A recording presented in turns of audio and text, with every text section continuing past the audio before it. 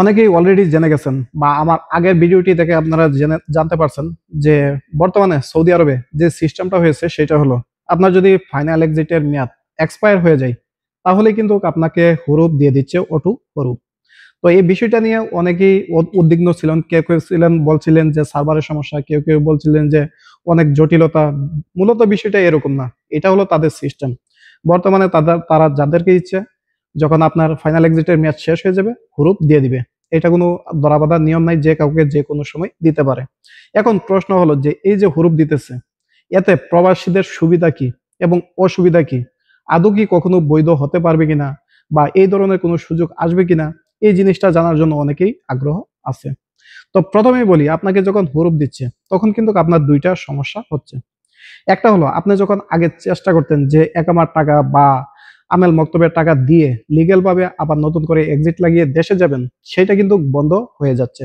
কারণ হলো এখানে আপনার দুইটা অপশন চলে আসছে, একটা হলো ফাইনাল এক্সিট আর একটা হলো হুরুপ। তো এখানে কিন্তু জটিলতাটা ডাবল হয়ে যাচ্ছে। যে আগে যে সিঙ্গেল ছিল, যে শুধুমাত্র আপনি আমেল মক্তবের টাকাটা দিয়ে নতুন করে এক্সিট লাগিয়ে বৈধভাবে যেতে পারছেন, সেটা কিন্তু এখন হচ্ছে না। তাই এক্ষেত্রে কিন্তু আপনি এই আকামার মধ্যে খুরুপ রেখে আপনি কিন্তু কখনোই বৈধ হতে পারবেন না সৌদি আরবে। এবং এই অবস্থায় যদি আপনি দেশে চলে যান তাহলে কিন্তু পুনরায় আর সৌদি আরবে আসতে পারতেছেন না। তো হুরুপ নিয়ে যারা দেশে যাচ্ছেন অনেকেই কিন্তু দরা দিয়ে দেশে যাচ্ছেন, অনেকেই আউটপাস নিয়ে দেশে যাচ্ছেন, যেভাবেই যাচ্ছেন পরবর্তীতে কিন্তু আসতে পারতেছেন না, ঝামেলা হচ্ছে। তো এক্ষেত্রে বলবো যে আমি প্রবাসীদের জন্য এটা একটা বিপদ সংকেতই যে হুরুপ দিচ্ছে, সেক্ষেত্রে কিন্তু আপনি একটা জটিলতায় পড়তেছেন। তাই আমি বলবো যাদের অলরেডি এক্সিট লেগে গেছে তারা সঠিক সময়ে চলে যান, পুনরায় আবার আসতে চাইলে আসতে পারবেন।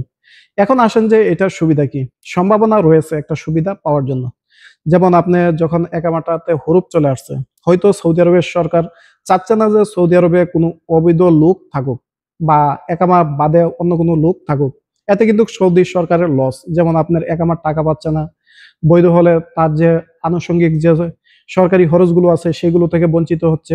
হয়তোবা সে কারণেই তারা এরকম কিছু মাঝে মাঝে অ্যাকশন নিয়ে থাকে যেগুলোর কারণে হাজার হাজার প্রবাসীরা অবৈধ হয়ে যায় এবং দেশে ধরা দিয়ে চলে যেতে হয়। তো আমার মনে হচ্ছে যেটা সেটা আপনারা কিছুদিন আগে জানেন, প্রায় ডিসেম্বর 2024 থেকে জানুয়ারির 29 তারিখ পর্যন্ত একটা মেয়াদ ছিল যে যত ধরনের হুরুপ ছিল সাধারণ হওয়া দিয়েছিল, সেক্ষেত্রে কিন্তু আপনারা বৈধ হতে পারছেন। বর্তমানে একটি সুযোগ চলতেছে, সেটা হলো যারা আমেল মঞ্জিল বা ডোমেস্টিক ওয়ার্কার আছেন তাদেরও কিন্তু এই সুযোগটা চলতেছে। যাদের খুরুপ আছে, যাদের একামা এক্সপায়ার, তারা কিন্তু কফেলা হতে পারতেছেন। এই সুযোগটা কিন্তু আপনারা অনেকেই জানেন, অনেকেই জানেন না। যারা ডোমেস্টিক ওয়ার্কার আছে তাদের সুযোগটা চলতেছে এবং নভেম্বর মাস পর্যন্ত চলবে। তো এখনো এটার মেয়াদ আছে, যদি ওই ধরনের কোনো ক্যাটাগরির লোক থাকেন তাহলে ইচ্ছা করলে আপনারা কফেলা হতে পারবেন।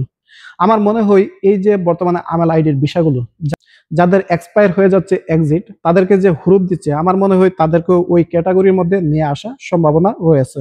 যে হয়তো কিছুদিন পরে এমন একটা ঘোষণা দিতে পারে সাধারণ সমাজ যে আপনারা যাদের হুরুপ আছে তারা বৈধ হতে পারবেন, কফেলা হতে পারবেন, এরকম একটা সুযোগ আসারও সম্ভাবনা রয়েছে। উড়িয়ে দেওয়া যায় না ভাই, এটা সম্ভাবনার কথা বলছি, যে আসবে বিষয়টা এরকম না, হয়তো ওই রকম আসতে পারে। কারণ বর্তমানে আপনারা জানেন যে কিছুদিন পর পর এরকম কিছু সুযোগ আসতেছে, সেক্ষেত্রে আসতে পারে। তো প্রবাসীদের লাভ হতে যেটা বলতে চাচ্ছিলাম সেটা হলো আপনি কিন্তু প্রাথমিকভাবে বর্তমানে কিন্তু আকামাতে হুরুপ দিলে আপনার কিন্তু একটা সমস্যা হচ্ছে, সেটা কিন্তু অবৈধ হয়ে যাচ্ছেন। আপনি বৈধভাবে দেশে যাওয়ার সুযোগ নাই, এটা কিন্তু আপনার জন্য খুব একটা টাফ বিষয়। তো পরবর্তীতে আসতে পারবেন না সেটাও জানেন, ধরা দিয়ে দেশে যেতে হবে সেটাও জানেন। তাই আমি বলবো যাদের এক্সিট লাগিয়েছেন তাদের মেয়াদ থাকা অবস্থায় চেষ্টা করবেন দেশে চলে যাওয়ার জন্য, পুনরায় আবার নতুন করে আসতে পারবেন, সেক্ষেত্রে কোনো সমস্যা নাই। আর কখন ভাই সুযোগ দিবে না দিবে সেটার জন্য যদি বসে থাকেন তাহলে কিন্তু পুলিশে ধরলে আপনাকে মামলা দিয়ে দেশে পাঠিয়ে দিবে। তো এই বিষয়টা অবশ্যই আপনারা মাথায় রেখে চলাফেরা করবেন। সবাইকে অসংখ্য অসংখ্য ধন্যবাদ। আল্লাহ হাফেজ।